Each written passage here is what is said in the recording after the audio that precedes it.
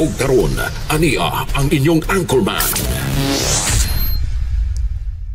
Somos aliquid adversos veritatem sed pro veritate. Wa kitay mahimo aron sa pagpakigbatok sa kamatuoran, kundi aron sa pagdapig sa kamatuoran.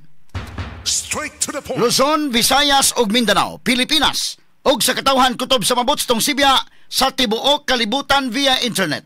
May buntag og kumusta live gikan sa Queen City of the South, Cebu City, Philippines. Welcome nining atong tulumanon ug inyong tulumanon. Straight to the point. Kiniga po niyo bus nga nagad sa kahanginan sa kasamang Rufil Fernandez Banyok. Mao'y paday makiguban kaninyo nining laing adlaw sa atong pagpakigbisog. Adlaw karon may nga Biyernes o gapit sa 11 na nining buwan karon sa Hulyo tuig 2025. Straight to the Sa point. gihapon natagan tagpagtagad ang mga issues nga may labot ang lungsod. Nagbaga mga expose, nagunang mga reports.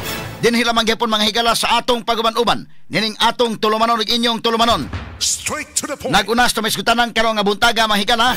Nay usa ka lalaki nga nikatkat punuan sa mahogani sa Taluot Argao kagahapon sa buntag. Hapit na mag 24 oras nga nagpabilin ibabaw gyapon sa punuan. Wa pa gyud manaog bisan giunsas paghangyo sa mga rescue personnel. Straight to the point. Ano ka na mga higala? Katanig pagtagad do buntaga sa manuban usab dining atong tulumanon ug inyong tulumanon. Straight to the point. Samtang sa pikas nga bahin ato ning pagtagad mga kagilaan mo ring nag-uol din ni mga sukitig paminaw kay gibiyaan sa asawa. Uy, Straight to the point. yawa din ning kalakiha mga sukitig paminaw. Ang asawa mga higala ni ini nitawhana taga Sambuanga ni siya. Unya matod pa mga kagilaan kinini ang gibiyaan sa asawa mo ng putingguula ni saka sa kahoy. Uy. Og hinuon sa pagkakaroon mga kagilaan mayo og ang asawa mo o ilang gitanaw og mao'y makapanaog ani kasamangkay. Taga-antanig pagtagad dumuntaga sa panuban usab ning atong tulumanon ug inyong tulumanon. Straight to the point. Samtang sa pikas bahin suspects pagpusil patay sa usa ka taxi driver sa may barangay Mactan, Lapu-Lapu City.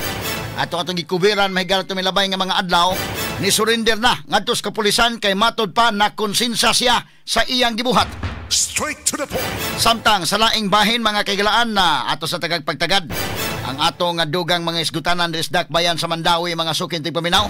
Straight to the point. Og hinaot unta mga higala nga kung unsa man to katutuang kontraktor adtong mga lampos diha kay bag-uhay pa maning maong mga lampos di ay natong buwan sa Mayo pa man ining maong mga lampos nga gipamutang din ha pagkagabuka ba ka ng mga lampos. Straight to the point. Og unya kinini ang unsa man ni under warranty pa ni ato nang ipaklaro mga sukintig paminaw kay katong kontraktor back job ninyo ni. Straight to the point. Inyo ning trabahoon ha. Og naon sang hitabuang nga perti man pagka kaisog basad ninyo nga nihimo nining project nga naa atubangan jud mismo naa sa vicinity sa City Hall. Straight to the point. Kaisog man nga nigamit mo mga materyales nga labihan kagabok. Straight to the Hasta ang point. relo mga higala nga sayop. Kaisog ba ninyo ha? Isa ning maong kontraktor ha? Tagantanig pagtagad lumuntaga mga kaigalaan. Unya ngano basad mga higala wa gyud makakita dahil sila si Mayor Jonas Cortez anig mga kaubana.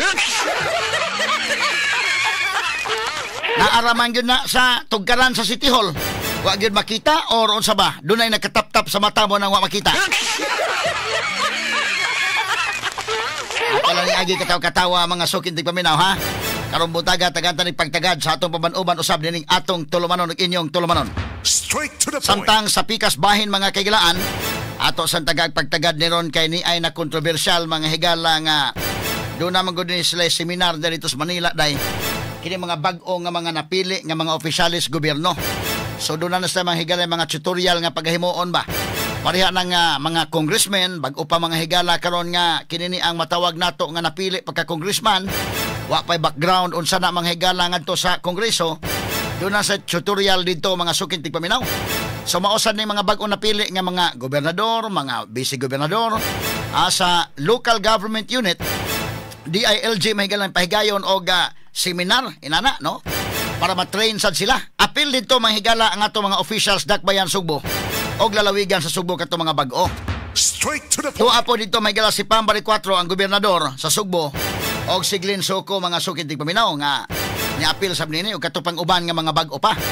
Nakita nga dunay picture mga kaigalaan si Governor Pambari 4 uban ni DILG Secretary John Vic Rimulya. Straight to the Abo point. kini karon mga kailaay ato tagag pagtagad kay medyo dunay lain-lain nga mga komentaryo sab nining mao nga picture mga sukid dig paminaw. Straight to the point. Although may explicar ini may higala si Governor Pambari 4 pero worth sab kini mga higala nga atong i-discuss kay lain og opinion ang katawhan mga kaigalaan. Straight to the point. Samtang sa pikas bahin, Governor Pambari 4 ni padayag og suporta alang sa pagtapos sa Cebu Bus Rapid Transit kon CBRT.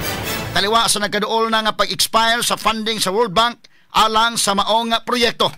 Straight to the point. Og samtang sa kauluhan, duha ka sako nga dunay sulod nga gituho ang mga sunog nga mga bukog sa tao. Napalgan daplin sa Taal Lake sa Batangas kagahapon. Straight to the O point. gituuhan nila mahigala nga posible mauni kadto mga namising nga mga sabungiro. Straight to the point. Ato ni tagag pagtagad kay marang kisi-kisi ba si Atong Ang o si Gretchen Barreto mga higala nga maoy na-mention sa inidekin nga na-appeal ini nga maong kontrobersya. Straight to the Perting point. kisi-kising Atong Ang wa sa labot ini. Straight to the Ating point. tagag pagtagad sab karon nga buntaga mga kaigalaan. Samtang sa laing bahin Senador Alan Peter Cayetano ni duso og resolusyon aron awhagon ang gobyerno sa Pilipinas nga hangyoon ang International Criminal Court nga ipabos sa house arrest si kanhi presidente Rodrigo Duterte. Straight to the point. Kini guban pang mga isutanan niyo mabati exclusive over DYHP RMN Cebu 612 sa dial sa inyong mga radyo sa 93.9 IFM. Serbisyo publiko gikan sa mong lukhan. Sa kanunay DYHP